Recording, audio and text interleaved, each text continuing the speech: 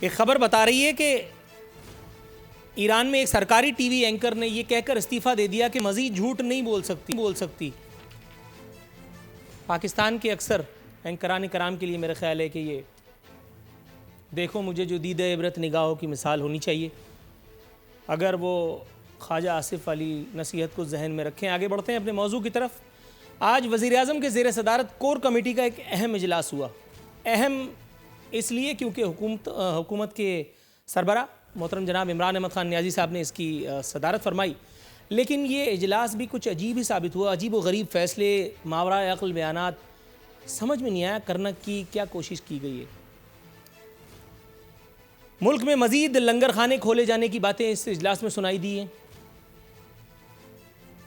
ایسا لگ رہا تھا کہ پورا پاکستان جو ہے وہ کسی چھپا کے دسترخوان میں بدل دینے کی تیاری کی جا رہی ہے. وزیراعظم پاکستان تاہم فرماتے ہیں کہ اراکین پارلیمنٹ کے مسائل حل کریں گے. میں کافی دیر تک مخمصے میں رہا. 5 منٹ میں نے اپنے کمرے میں قید تنہائی بھی کاٹی یہ سوچنے کے لیے کہ وزیراعظم مسائل اراکین پارلیمنٹ کے حل کرنے کے لیے آیا ہے یا عوام کے مسائل حل کرنے کے لیے. ایک عجیب سی بات ہے، وہ سمجھ میں نہیں آیا. مزید کنفیوزیا گئے ہیں. کہہ رہے ہیں اپنے مفادات کو سامنے رکھ کر ملکی مفاد کو ترجیح دیں گے. دوبارہ سنیے، پہلی دفعہ میں بھی کچھ کنفیوز ہی ہو گیا تھا. اپنے مفادات کو سامنے رکھ کر ملکی مفاد کو ترجیح دیں گے. حضور آپ قائد اعظم ہیں. یہ تو صرف قائد اعظم کے دور میں ہوا کہ ملکی اور شخصی مفادات بالکل ایک تھے. اس کے بعد اللہ کا شکر ہے کبھی بھی نہیں ہو سکا. کیا بتانے کی کوشش کر رہے ہیں آپ؟ اتحادیوں سے اس اجلاس میں بلیک میل ہونے کی آفیشیل منظوری دی گئی. بتایا گیا کہ انشاءاللہ ہم دھڑام سے گھٹنے ٹیک دیں گے حکومت کے اتحادیوں کے سامنے جس طرح سے پہلے کی حکومتیں ٹیکا کرتی تھیں. لیکن چونکہ پہلے والے چور تھے اور اس سے پہلے والے ڈاکو تھے اور ہم حاجی ہیں، اس لیے وہ سب حرام تھا، یہ حلال ہے. مہنگائی کے خلاف سخت اقدامات کا فیصلہ کیا گیا. غضب خدا کا، یہ عجیب سی بات ہے. مہنگائی کے خلاف اقدامات اگر کرنے پڑ گئے حضور والا تو پھر حکومت کہاں رہے گی؟ کیونکہ جس دن سے آپ آئیں اللہ کا شکر ہے مہنگائی کا جن تو پوری طرح سے ہمارے اعصاب پر، ہماری جانوں پر مسلط ہے. اتنی مہنگائی تو پاکستان میں کبھی بھی نہیں تھی. اب آپ اس کی ٹیکنیکلٹیز میں چلے جائیں گے، ظاہر ہے. مزید کہا گیا ہے کہ یوم کشمیر اعلیٰ سطح پر منایا جائے گا. کشمیریوں سے یکجہتی کے لیے ملک بھر میں تقاریب ہوں گی. یہ تو ہر بار ہوتا ہے، اس میں کیا ہے؟ لیکن میرے خیال ہے پچھلی دفعہ آپ نے جمعے کے دن لوگوں سے کہا تھا کہ آدھا گھنٹہ کھڑے ہو جائیں. اس مرتبہ شاید آپ 1.25 گھنٹہ یا 1 گھنٹہ یا 45 منٹ لوگوں سے کہیں گے کہ سر اوپر ٹانگیں نیچے کر کے کھڑے ہو جائیں. ایسے ہی کچھ ہوگا. اعلیٰ سطح پر یوم کشمیر منایا جائے گا، مطلب اسی طرح سے جس طرح سے پچھلی مرتبہ آپ کشمیر کے نام پر ایک محفل ہاؤ ہو منعقد کر رہے تھے وزیر اعلیٰ پنجاب ہاؤس میں، جس کی خبر جب لیک ہوئی تو آپ کو چمپت ہونا پڑا، داغ مفارقت دینی پڑی اس کانسرٹ کو. اس میں نیا کیا ہے بھائی؟ یہ گفتن نشستن برخاستن اپنے اپنے گھر پہ چائے کافی کرتے. کوئی ایک کام کی بات نہیں تھی. لیکن اب جو بات میں آپ کو بتا رہا ہوں اس سے زیادہ کام کی بات کوئی ہو نہیں سکتی.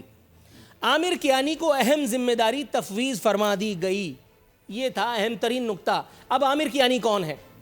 عامر کیانی وہ ہیں جن کے حوالے سے جب جب میں بات کرتا ہوں تو مجھے کسی نہ کسی کا ٹیلی فون آتا ہے. ایک مرتبہ ایک بہت بہت بہت بڑے آدمی کا ٹیلی فون آیا صبح کے تقریباً 8:45 بجے. انہوں نے پہلے مجھے اپنا عہدہ بتایا، میں نیند میں تھا نہیں سمجھ پایا. پھر انہوں نے مجھے اپنا نام بتایا، میں نہیں سمجھ پایا. پھر انہوں نے مجھے اپنی سابقہ شناخت بتائی. تب میں نے پوچھا مجھ سے ہوا کیا ہے. تب انہوں نے کہا کہ موصوف بات یہ ہے کہ جن لوگوں کے بارے میں آپ بات کرتے ہیں میں اس حوالے سے آپ کو ایشورنس دینے کے لیے خود فون کر رہا ہوں تاکہ آپ کم از کم تھوڑے عرصے کے لیے خاموشی اختیار کریں. میں نے 2 مہینے کے لیے خاموشی اختیار کی اور پھر میں نے ان سے کہا تھا حضور والا ہونا کچھ بھی نہیں ہے. آج میں آپ کو یہ بتاتے ہوئے نہایت خوشی محسوس کر رہا ہوں کہ ان میں سے ایک موصوف یہ عامر کیانی ہے جن کے بارے میں نے کہا تھا کہ کک بھی نہیں ہونا. عامر کیانی کو ایک مرتبہ پھر وزیر اعظم ہاؤس میں بلا کر کے اور ایک اہم ذمہ داری تفویض کیے جانے کی پریس ریلیز اس وقت میرے سامنے میرا منہ چڑھا رہی ہے. یہ عامر کیانی کون ہے دوبارہ بتاتا چلوں گا.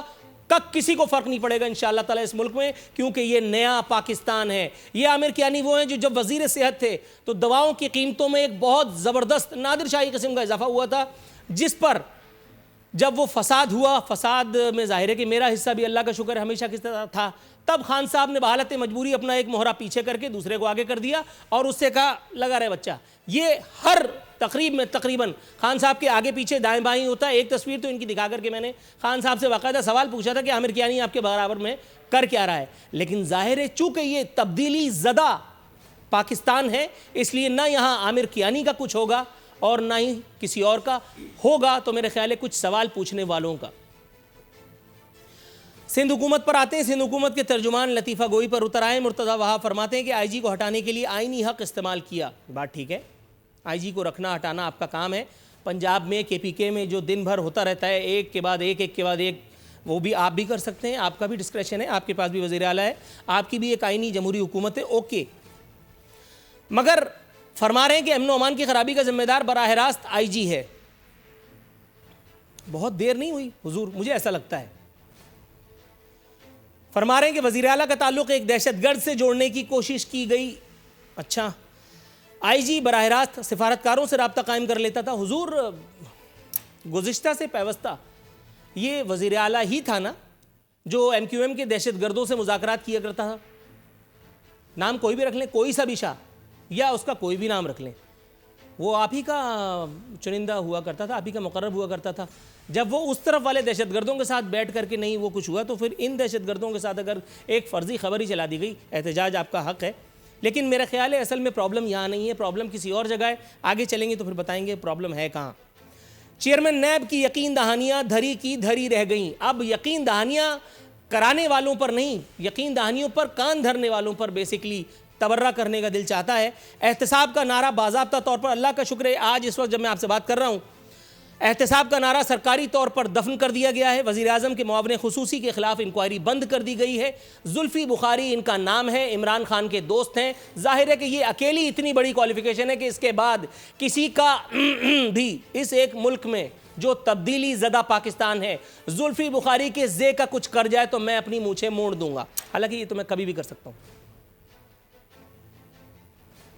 فورن فنڈنگ کے بعد ایک اور ریلیف حکومت وقت کو ملا ہے۔ فورن فنڈنگ کیس بھی میرے خیال ہے نظریہ ضرورت یا پاکستان کی لولی لنگڑی موروثیت زدہ جمہوریت کو جو اس وقت ضرورت ہے اس کی وجہ سے اس کا کچھ ہونے نہیں پا رہا۔ دوسری طرف ہماری یہی حکومت جو تبدیلی کی جھنڈا بردار بنتی ہے، بی آر ٹی منصوبے میں تحقیقات روکنے کے لیے عدالت دوڑی دوڑی چلی گئی ہے۔ اس سے آپ کو واضح طور پر پتہ چل جائے گا کہ نہ حکومت میں اقربا پروری ہے، نہ ہی کرپشن ہے۔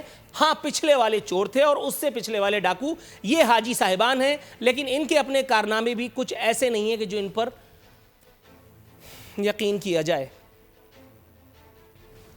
آخر میں ایک انتہائی سنسنی خیز خبر، ایس ایس پی شکارپور کی خفیہ رپورٹ نے کھلبلی مچا دی۔ ایس ایس پی ہیں ڈاکٹر رضوان احمد، فرماتے ہیں کہ صوبائی وزیر توانائی